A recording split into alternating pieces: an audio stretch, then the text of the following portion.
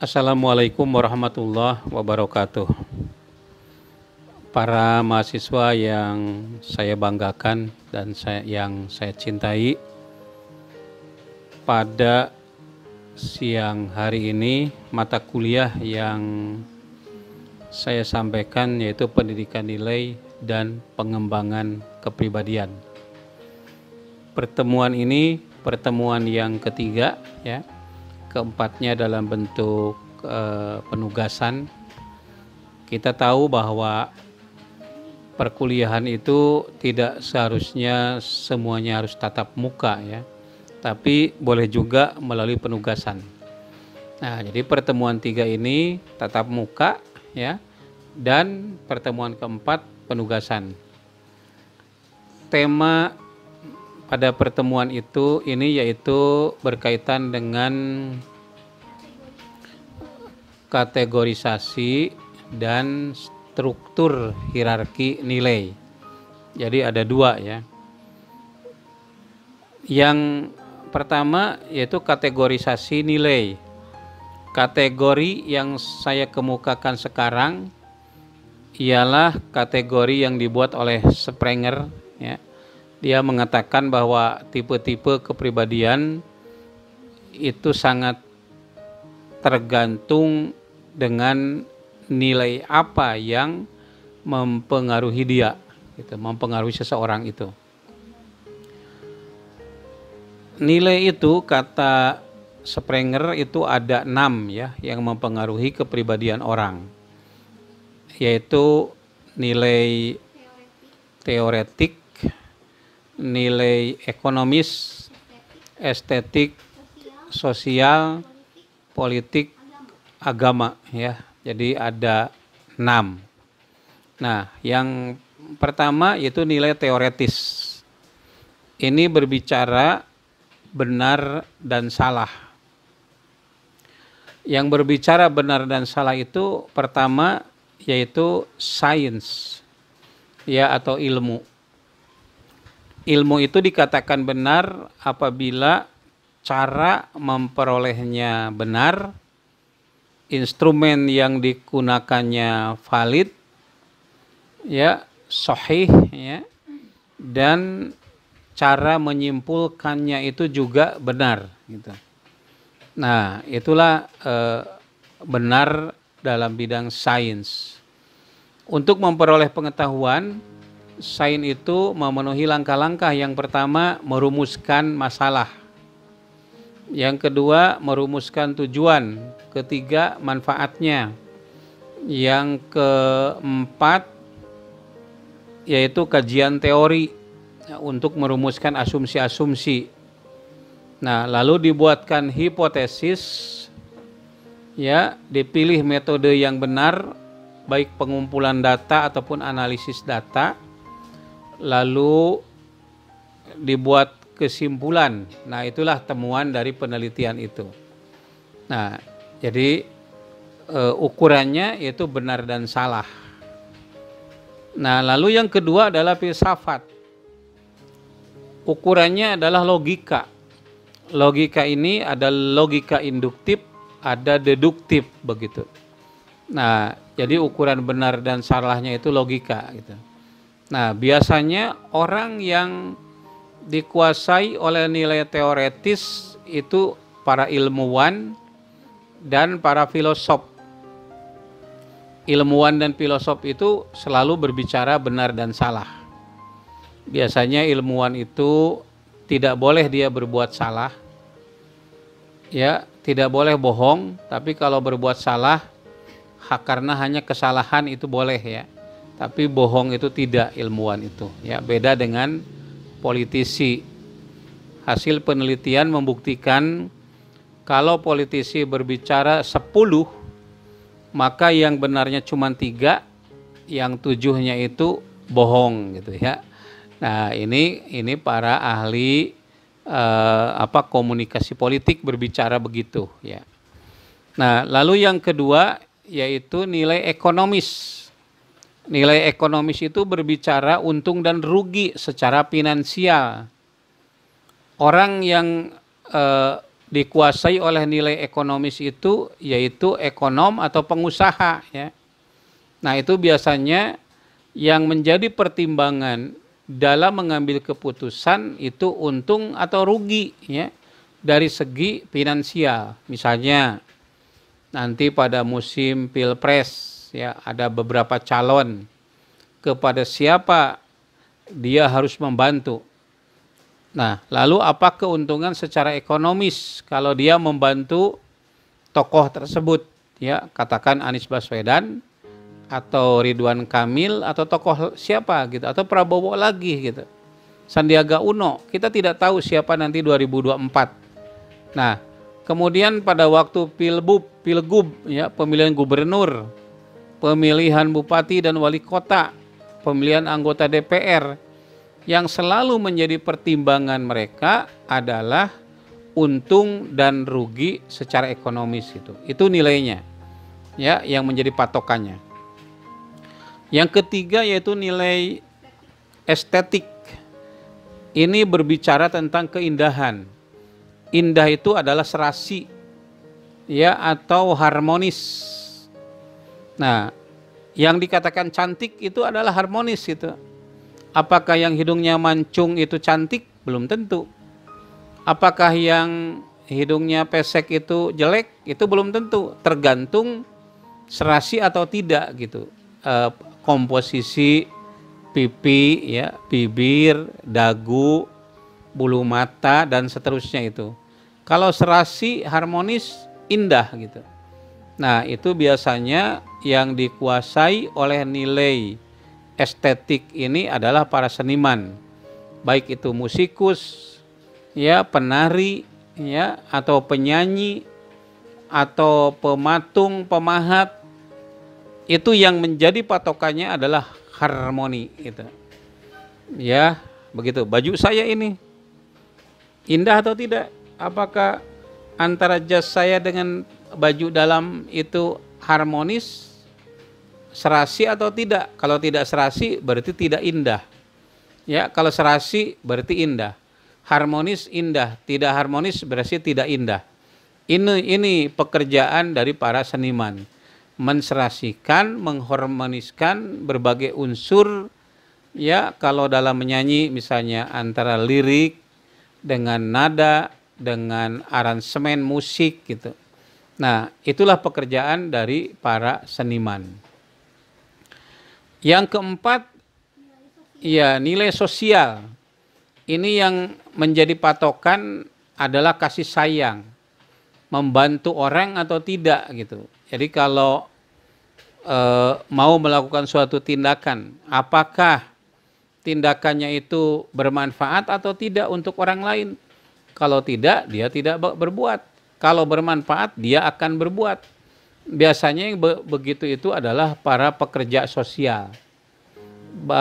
Dalam kasus COVID-19 ini kita lihat para dokter, para medis, ya, perawat, ahli farmasi itu bahu-membahu membantu para korban, walaupun dirinya sendiri harus korban akibat dari COVID itu.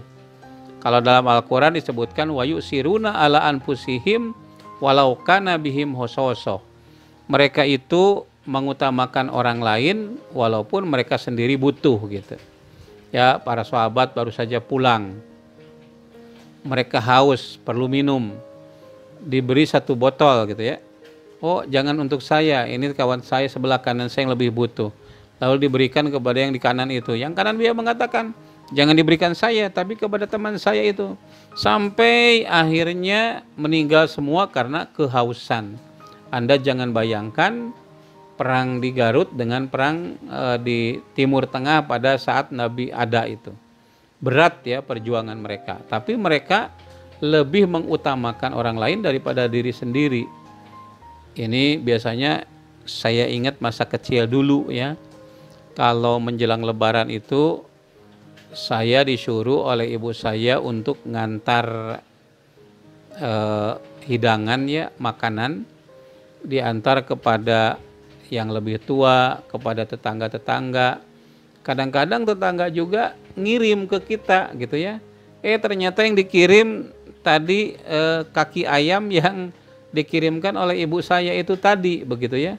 Nah, itu saling berbagi ya, kalaupun sekarang itu kan agak sulit ya, apalagi di perkotaan untuk kirim-kirim makanan seperti itu. Nah, lalu yang kelima yaitu nilai politik. Politik itu yang menjadi patokan itu kekuasaan. Kalau saya mengunjungi orang sakit, saya berpikir ini manfaat enggak untuk kepentingan politik saya? Apakah akan bertambah elektabilitas saya atau tidak?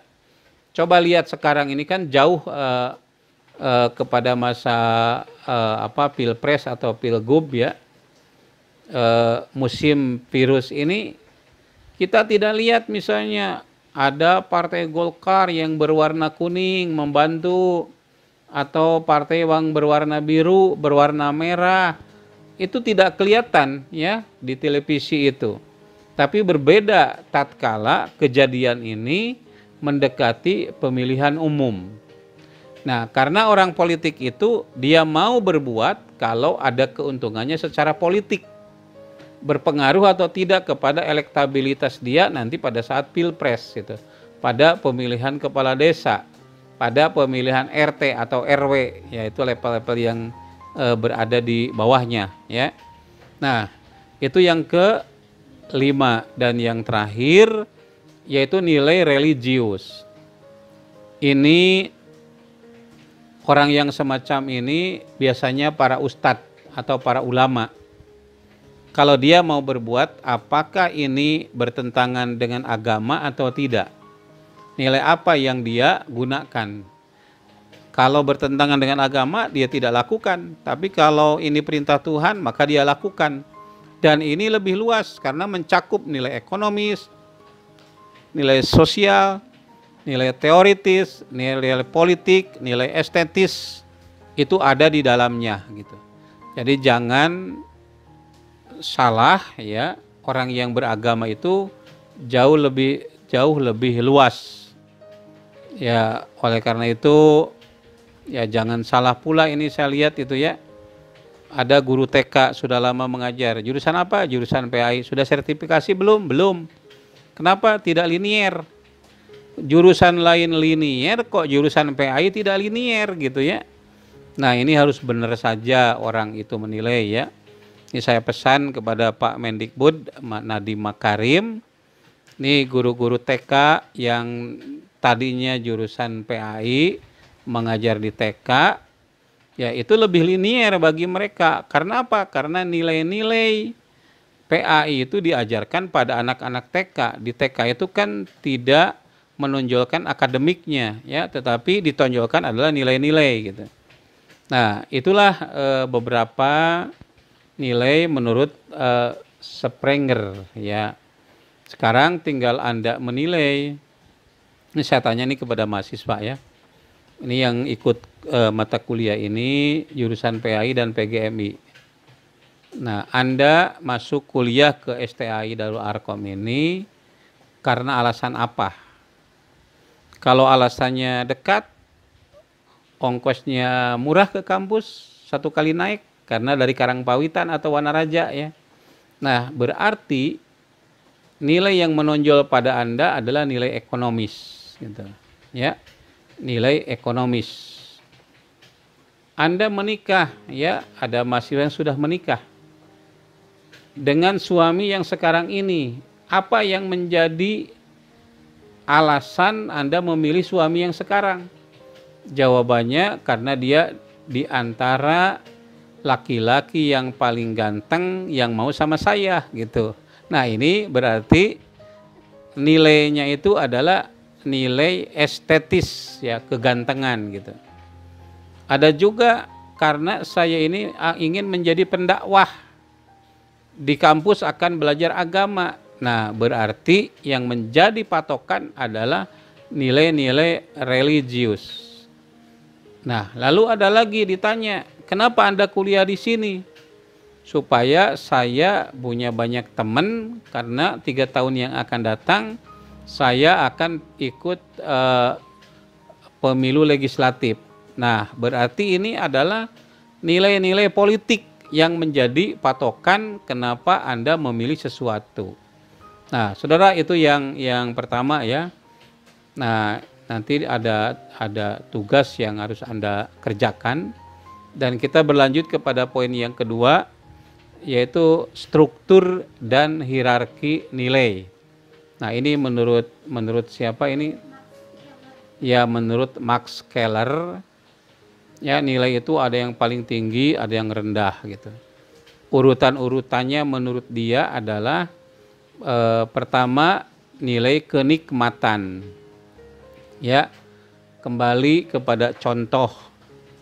Kalau Anda makan, enaknya makan jengkol atau makan pete?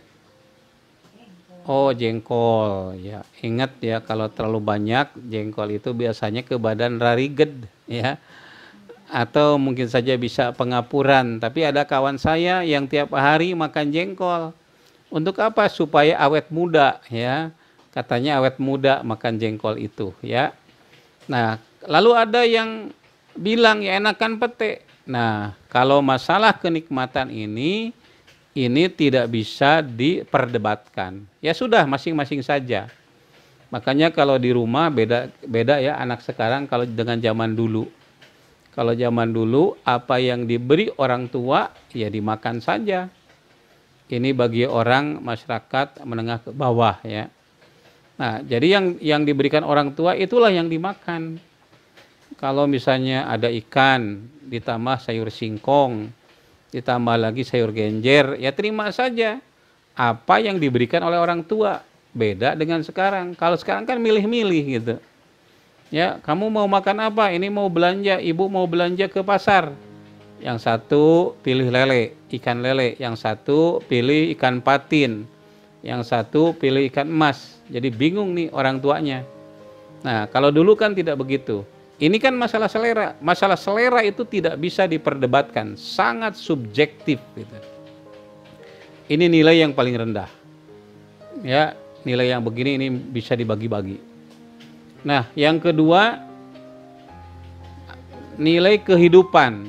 Ya, nilai kehidupan itu misalnya mengenai kesehatan, kebugaran badan, kesejahteraan umum, dan lain-lain. Ya, itu nilai kehidupan. Kesehatan itu nilai, kebugaran badan itu nilai. Maka banyak ibu-ibu yang ikut yoga, yang ikut senam apa namanya itu,